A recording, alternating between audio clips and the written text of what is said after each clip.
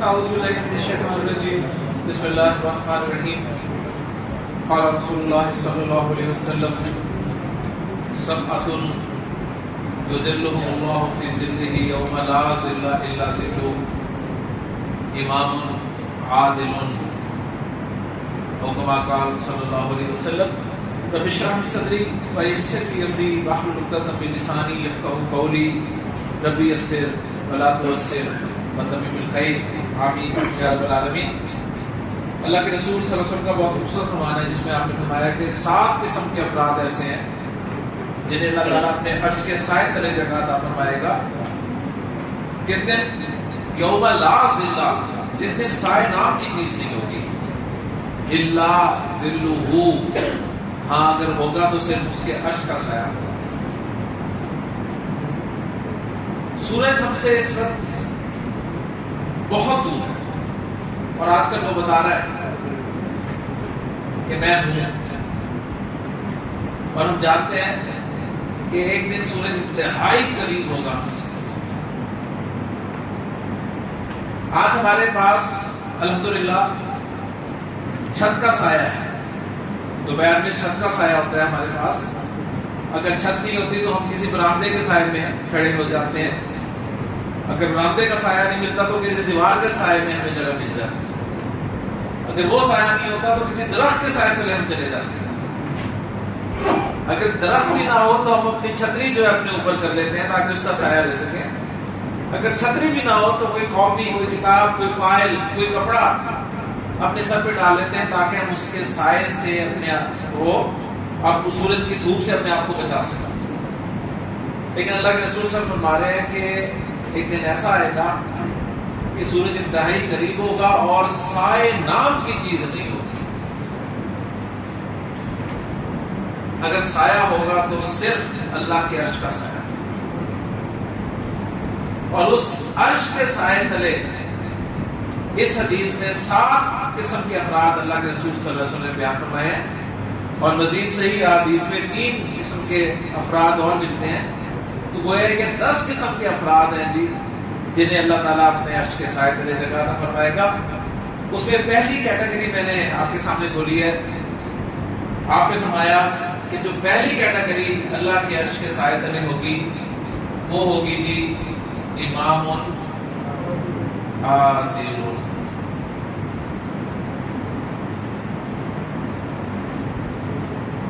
امام عادل سے کیا مراد ہے اس پہ ابھی ہم بات کرتے ہیں، لیکن میں اپنی کلاس کے ننھے طالب علم محمد موسیٰ کو دعوت دوں گا کہ وہ ایک مرتبہ آپ کو ضمائر جو ہیں مرفوع ضمائر ہوا، ہما، ہم، ہیا، ہما، ہنہ، انتا، انتما، انتم، انتی، انتما، انتنا، انا اور نحنو، وہ سنا جی محمد موسیٰ۔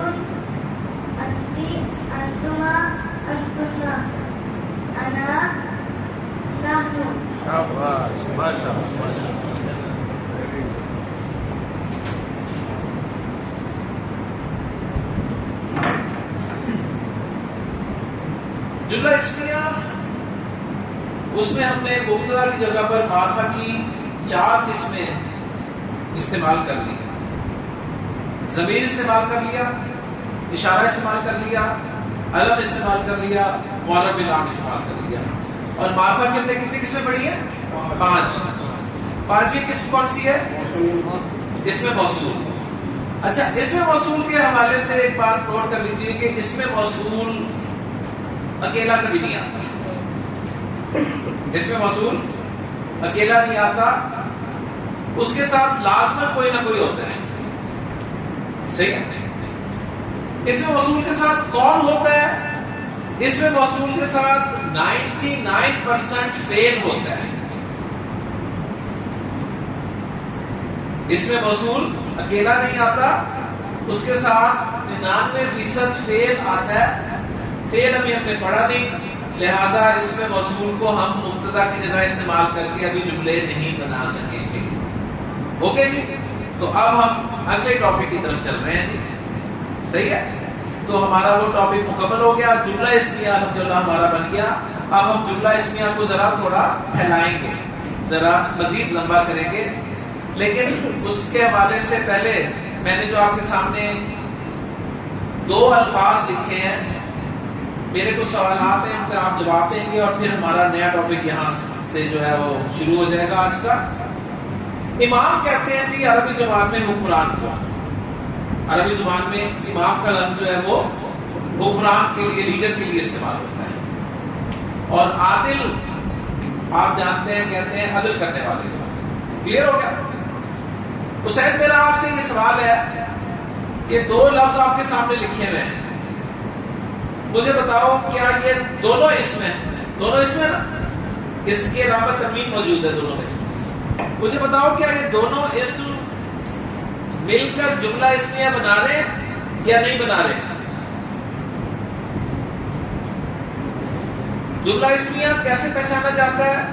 مبتدا اور خبر سے.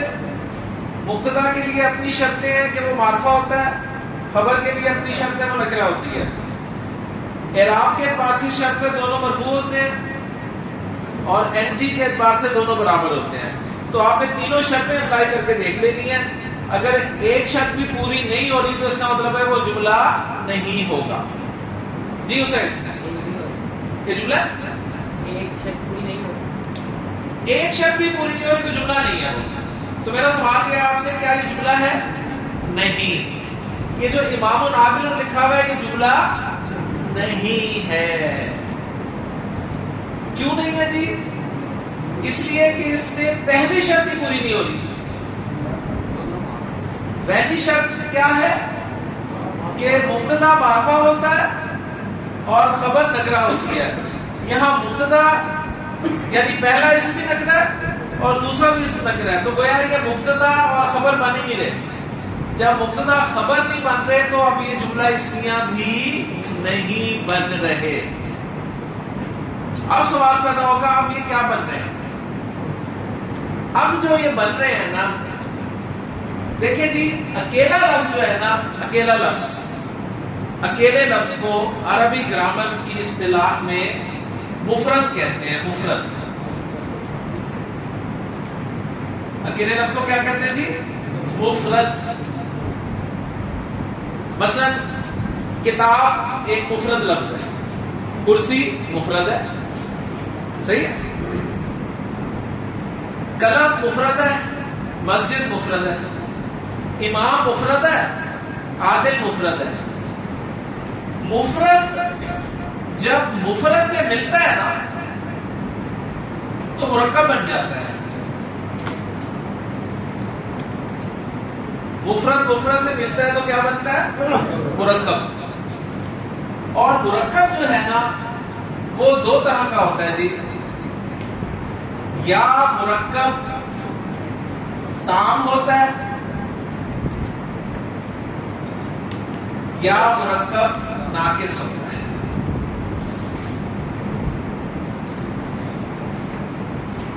مرکب یا تو تام ہوتا ہے یا ناقص ہوتا ہے.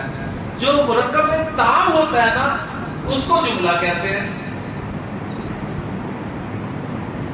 اس کو جملہ کہتے ہیں. اور ہم نے پڑھا ہے جملہ 2 قسم کا ہوتا ہے، اسمیہ اور فعلیہ. اور جملہ اسمیہ ہم نے پڑھا ہے 2 طریقوں سے بنتا ہے، اسم پلس اسم اور اسم پلس فعل. یعنی اسمیہ جو ہے وہ مبتدا اور خبر سے مل کر بنتا ہے نا. تو اب ذرا دیکھیں یہ جو پکچر میں نے آپ کے سامنے بنائی ہے، اس پکچر کے مطابق امام عادل ابو ذر کس جگہ پہ کھڑا ہے؟ ناقص میں. شاباش. ایسے ہی امام عادل، امام بھی مفرد ہے، عادل بھی مفرد ہے، دونوں مل کر مرکب بن رہے ہیں. لیکن مرکب تام نہیں بن رہے، جملہ اسمیہ نہیں بن رہے. اگر جملہ اسمیہ نہیں بن رہے، تام نہیں بن رہے، تو پھر مرکب ناقص ہی بنے گے. اوکے جی، صحیح ہے. اب مرکب ناقص جو ہے نا، اس کی 4 قسمیں ہم نے پڑھنی ہے تھی.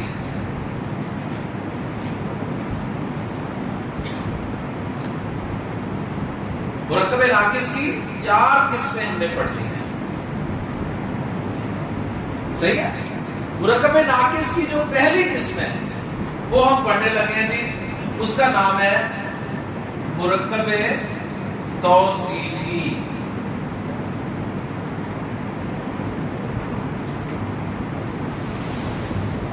مرکب توصیفی مرکب ناقص کی پہلی قسم ہے. کلیئر ہو گئی اب تک بات؟ ٹھیک ہے. اب مرکب توصیفی کہتے کسے ہیں؟ ایسا مرکب ناقص ہوتا ہے جس میں دوسرا اسم پہلے اسم کی صفت واقع ہوتا ہے. 2 اسموں کا ایسا مجموعہ لکھ سکتے ہیں آپ.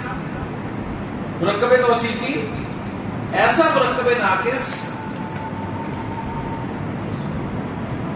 جس میں دوسرا اسم پہلے اسم کی صفت ہو. ایسا مرکب ناقص جس میں دوسرا اسم پہلے اسم کی صفت ہو. صحیح ہے. امام کے معنی ہے حکمران،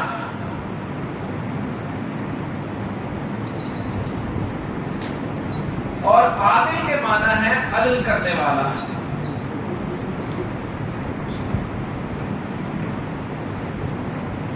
اس مرکب ناقص میں جب آپ نے پہچان لیا کہ مرکب ناقص ہے، تو اب دوسرا اسم جو ہے پہلے اسم کی صفت ہے. پہلے اسم کو موصوف کہتے ہیں. پہلا اسم موصوف کہلاتا ہے،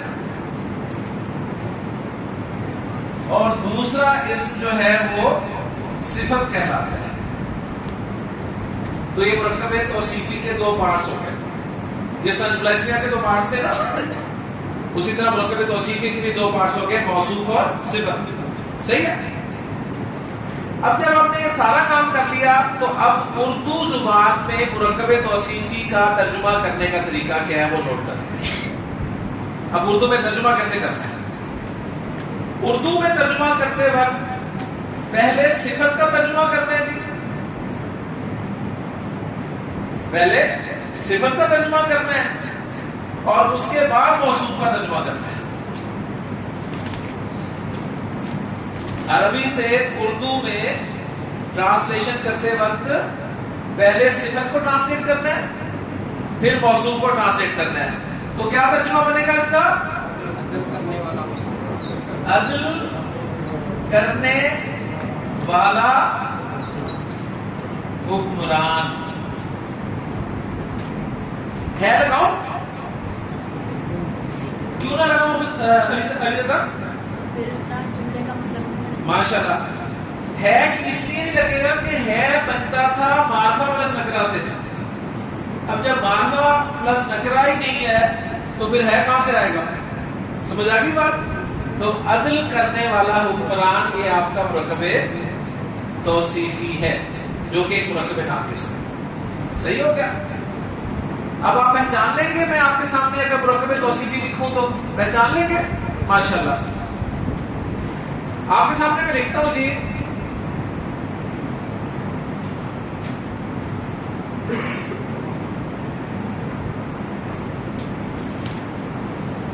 علم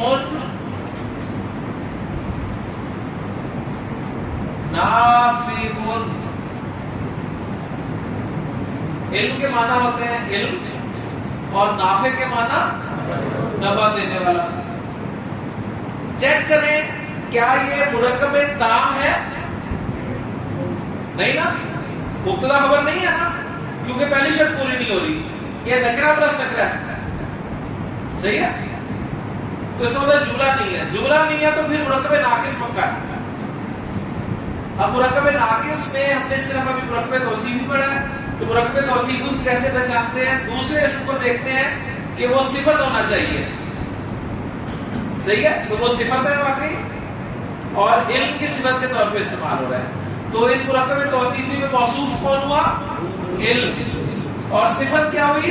نافع. ترجمہ کرتے ہوئے صفت کو پہلے ٹرانسلیشن میں لائیں گے، موصوف کو بعد میں لائیں گے، تو ترجمہ کیا بنے گا؟ نفع دینے والا علم. کلیئر ہو گیا؟ ایک اور لکھتا ہوں.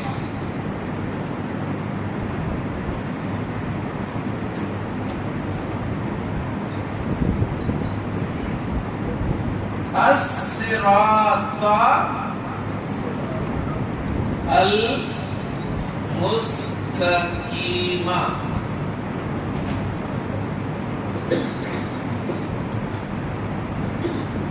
دیو سید مبتدا خبر بن رہے؟ کیوں نہیں بن رہے؟ معنی نکرہ نہیں ہے اور اس میں ایک اور شرط پوری نہیں ہو رہی. کون سی؟ مرفوع نہیں ہے دونوں. اب یہ مبتدا خبر جملہ اسمیہ نہیں ہے تو مرکب ناقص ہے. اب کیا مرکب ناقص میں مرکب توصیفی بن رہے ہیں؟ چیک کرتے ہیں دوسرے اسم کو دیکھتے ہیں کیا وہ صفت ہے؟ مستقیم سیدھا صفت ہے. صحیح ہو گیا؟ تو یہ موصوف ہو گیا، یہ صفت ہو گیا. اب ترجمہ کرتے ہوئے کس کو پہلے لائیں گے ٹرانسلیشن میں؟ صفت کو، پھر موصوف کو، اور اس کا ترجمہ ہو جائے گا سیدھا راستہ. کلیئر ہو گیا؟ اچھا، مرکب توصیفی کی ایک پہچان آپ کو اور میں بتا دیتا ہوں، بہت آسان پہچان، کہ موصوف اور صفت جو ہے نا ان دونوں کا سی این جیز جو ہے نا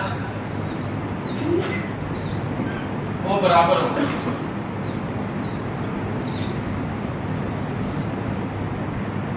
موصوف اور صفت کا سی این جیز برابر ہونا چاہیے. چیک کر لیں، دیکھیں برابر ہے نا. کیپیسٹی معرفہ معرفہ، واحد واحد، مذکر مذکر، منصوب منصوب ہے نا، منصوب. کلیئر ہو گیا؟ ایک اور پہچان کراتا ہوں اور اس کے بعد ایک اور بات آپ سے کرنی ہے بڑی ضروری.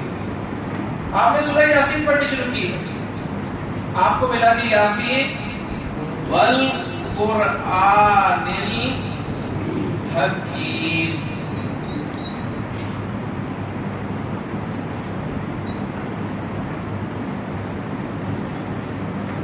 ابو ذر القرآن الحکیم مبتدا خبر ہے، کیوں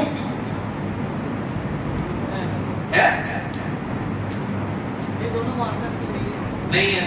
اور ایک دوسری شرط بھی پوری نہیں ہو رہی، مرفوع نہیں ہے. مبتدا خبر نہیں ہے تو مرکب ناقص ہے. مرکب ناقص میں کیا مرکب توصیفی بن رہے؟ چیک کرو، دوسرا اسم صفت ہے، حکیم حکمت والا صفت ہے. ٹھیک ہے؟ تو یہ موصوف ہو گیا، یہ صفت ہوگی. اوکے؟ آپ ترجمہ کرتے ہوئے صفت کو پہلے ٹرانسلیٹ کریں گے، موصوف کو بعد میں کریں گے. تو ترجمہ کیا بنے گا؟ حکمت والا قرآن. اب چیک کر لینا ہے، کنفرم کر لینا ہے مرکب توصیفی کا جو رول بتایا ہے وہ کیا بتایا ہے کہ موصوف صفت کا سی این جیز برابر ہونا چاہیے. تو چیک کر لیں جی برابر ہے، برابر ہے نا جی؟ حسین برابر ہے؟ بتاؤ کیسے برابر ہے؟ معرفہ معرفہ، واحد واحد، مذکر مذکر، اور مجرور مجرور. اوکے جی.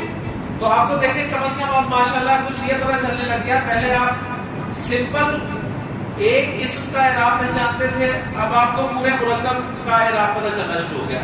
یعنی یہ والا مرکب توصیفی مجرور استعمال ہوا ہے, یہ والا منصوب استعمال ہوا ہے, اور یہ والا مرفوع استعمال ہوا ہے. تو جو مرکب ناقص ہوگا اس کا کوئی اعراب فکس نہیں ہے, وہ کچھ بھی ہو سکتا ہے, مرفوع بھی ہو سکتا ہے, منصوب بھی ہو سکتا ہے, مجرور بھی ہو سکتا ہے. ٹھیک ہو گیا. اب ذرا تھوڑی سی ہم بات کر لیں عدل کرنے والے حکمران کا. عدل کسے کہتے ہیں سر ثاقب صاحب؟ عدل کسے کہتے ہیں؟ آپ انصاف کو. اور انصاف کسے کہتے ہیں؟ عدل کو. ہمارے ہاں اردو میں عدل و انصاف بولا جاتا ہے, جبکہ عربی میں عدل الگ لفظ ہے, انصاف الگ لفظ ہے. دونوں عربی کے لفظ ہیں اور دونوں میں فرق ہے. انصاف نکلا ہے نصف سے. نصف. میرے پاس 2 قلم ہیں اور 2 اسٹوڈنٹس میرے سامنے آتے ہیں, تو میں انصاف یہ کرتا ہوں کہ ایک قلم ایک کو دیتا ہوں, دوسرا دوسرے کو دیتا ہوں, تو میں نے انصاف کر دیا. عدل جو ہے یہ انصاف سے ذرا اوپر کی چیز ہے. عدل ہے جس کا جو حق بنتا ہو وہ اس کو دے,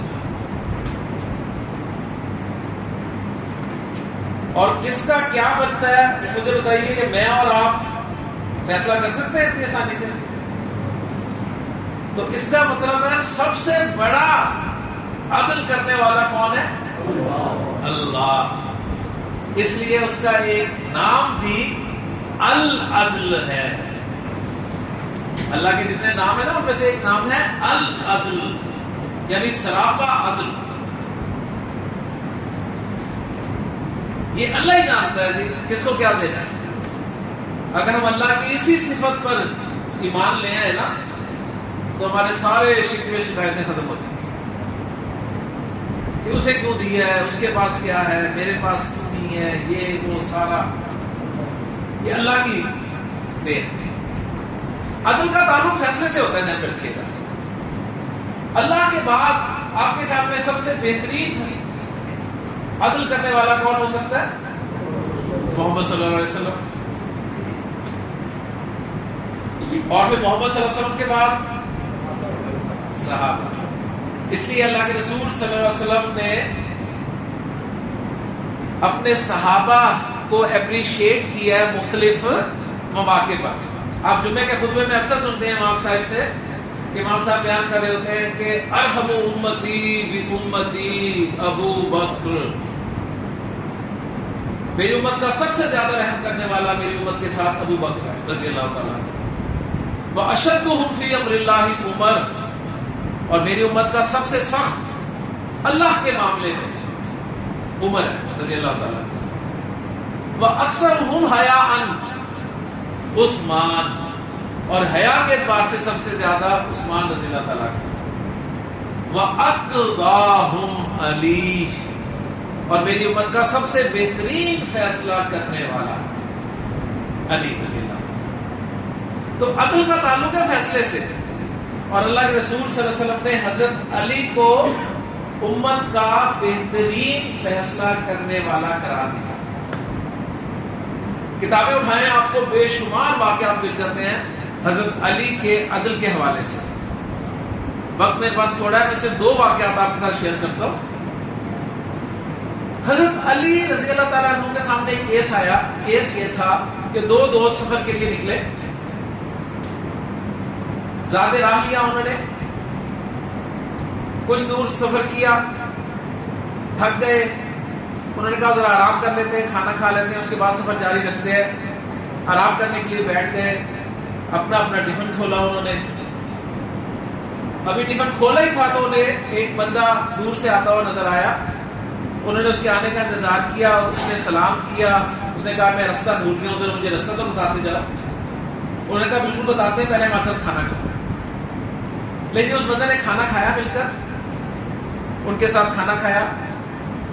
اب جب ان دو بندوں میں سے ایک بندے نے اپنا ٹفن کھولا نا، تو اس کے ٹفن میں جو روٹیاں تھیں وہ نکلی تھی 5 روٹیاں اس کے ٹفن میں تھی۔ دوسرے بندے نے جب اپنا ٹفن کھولا تو اس کے ٹفن میں سے 3 روٹیاں نکلی۔ کل روٹیاں کتنی ہوگی؟ 8 کل روٹیاں ہوگی۔ تینوں نے مل کے کھانا کھایا، 8 روٹیاں ختم ہوگی۔ وہ شخص ان کی مہمان نوازی سے بہت خوش ہوا اور انعام کے طور پر انہیں 8 درہم دے کے چلتا بنا۔ انعام کے طور پر اس نے انہیں 8 درہم دے دیے۔ لیکن وہ تو چلا گیا، ادھر پھٹا بیٹھ گیا۔ اب انصاف کیا؟ 4 انصاف تو یہ ہے نا، انصاف کو کیا مطلب؟ نصف 8 کا نصف 4 اس کو دے دو، 4 اس کو دے دو، ختم۔ لیکن نہیں جی، 5 والا کہنے لگا کہ یار میری روٹیاں 5 ہیں، تمہاری 3 ہیں، تو درہم میں 5 دوں گا، تمہیں 3 دوں گا۔ اس نے کہا سوال ہی پیدا ہوتا، ہم 2 درہم 8، 4 خوشی خوشی۔ اس نے کہا کوئی خوشی خوشی نہیں، انصاف نہیں، عدل سے کام لینا چاہیے۔ اس نے کہا نا جی میں نے تو 4 ہی دینے۔ اس نے کہا میں نے 4 نہیں دینے، میں نے 3 دینے۔ جھگڑا بن گیا۔ انہوں نے کہا اچھا یار جس کام کے لیے آئے پہلے وہ تو کر لینا، سفر مکمل کر لیں، اس کے بعد جا کے فیصلہ کرا لیں کہ ہمارے پاس اقداہم علی موجود ہیں۔ انہوں نے کہا چلو ٹھیک ہے یار۔ لیکن انہوں نے سفر مکمل کیا، حضرت علی کے پاس پہنچے واپسی پہ اور کہنے لگے جی فیصلہ کرتے ہیں ہمارا۔ حضرت علی نے پوچھا اس والے سے، 3 والے سے پوچھا کہ اس نے تمہیں کتنی آفر کی ہے؟ اس نے کہا جی 3 دے رہا ہے۔ تو حضرت علی نے کہا لے لے۔ حضرت علی نے کہا لے لے، 3 ہی لے لے۔ کہتا نہیں، یہ تو انصاف نہ ہوا نا۔ حضرت نے کہا بہت اچھی آفر ہے، لے لے۔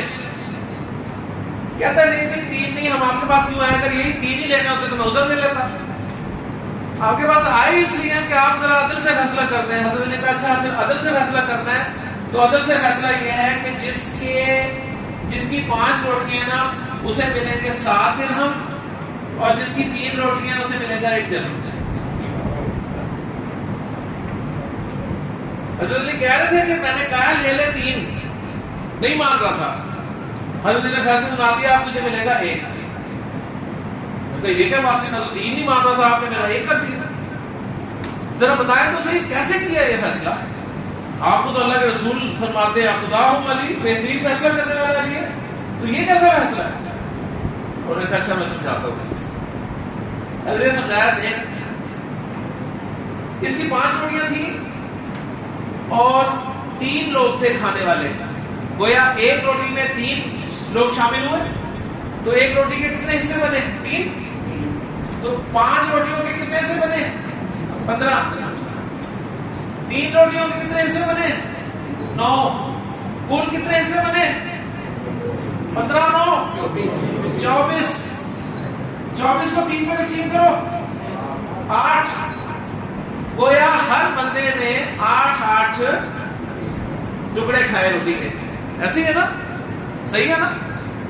اس کے 15 بنے تھے، 15 میں سے 8 اس نے خود کھائے، اور مہمان نے کتنے کھائے؟ 7۔ اس کے 9 بنے تھے، 9 میں سے 8 تو یہ خود کھا گیا، تو مہمان کے حصے میں کتنا گیا؟ 1۔ تو پھر درہم بھی اسی حساب سے مل گئے۔